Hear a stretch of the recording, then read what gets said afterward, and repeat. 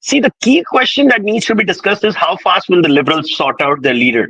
Yes, I yes. really don't think it's going to What be is so the easy. procedure? What is the procedure? He said that it will be a nationwide Nationwide process. That exercise. means they might, yeah, so they might go for primaries. If they go for primaries or whatever processes they try, it could be a multiple option process, right? So it depends on what they do. I really don't see anything coming out of this.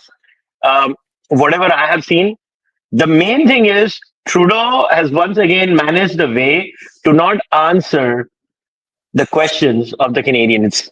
So The what you're people of telling is Canada, essentially he has saved himself from accountability. He has played a yeah, card. He has played a yeah, card where he has said that he is resigning, kept it open-ended, kept it very vague, just to save himself from accountability while he continues to be the caretaker prime minister. yeah. I mean, the key is how long is he going to be the caretaker prime minister? Everybody should be asking that question. The story is not that he's resigned. That was a given. The story is that he's going to be a caretaker prime minister. If he's going to Right. be a caretaker prime minister, for how long is he going to be a caretaker prime minister? See, he's really obsessed with the G7 bit, right? He wants to head the G7 thing. That G7 happens in June.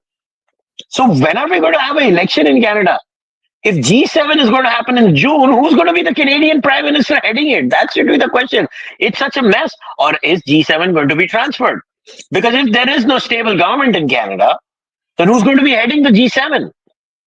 It's all of it is a mess. I think they're just going to go on waltzing around. They're going to because just ask yourself this question: if the parliament convenes in April, the government falls, right? If the government falls, how do they conduct the G7 in June? These are valid questions, right? We should be asking ourselves.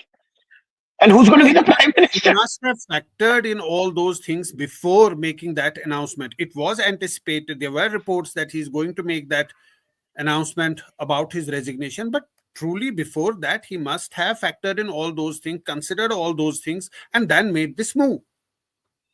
I don't know. I mean, we'll have to find out what Telford and Co. have thought. I mean, Justin's team have thought, and we need to look at what Katie Telford and many others are thinking about. Right. And I think a lot of clarity will come in the next 10 days. Zafar, I think if you will wait for the next 10 days, you will see a lot of clarity. Who's doing whom, who's on whose side. Like if you look at the letter of MP Chandra Arya, an MP from Nepean, he had said, "I want Chrystia Freeland now to take over the leadership." So how many people are going to be backing Chrystia Freeland? So how many members of the Liberal caucus are going to back Chrystia Freeland? So and who's running the party now? Is Chrystia Freeland running the party, or is still Katie Telford is in control of the party? That's another question that needs to be asked. There are many questions that need to be asked. So all I can say, it's going to be a fun time to follow Canadian politics. If you're a political junkie, right, this is the best time. It's going to be so much fun. Kushal, There's going to be so Kushal, much news for us.